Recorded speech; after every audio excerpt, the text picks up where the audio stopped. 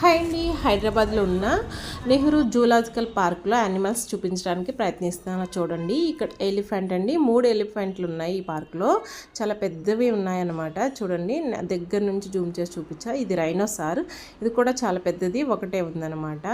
ఇకపోతే ఇక్కడ లైన్స్ ఉన్నాయండి, 3 లైన్స్ ఉన్నాయి. నేను జూమ్ చేసి మీకు కనిపించే విధంగా చూపిస్తా. చూడండి, నడుచుకుంటూ వచ్చేది. పైన గృహ పైన ఒకటి పడుకుని ఉంది. మీరు తీక్షణంగా అబ్జర్వ్ చేస్తే ఇక్కడ కనిపిస్తూ ఉంటాయన్నమాట.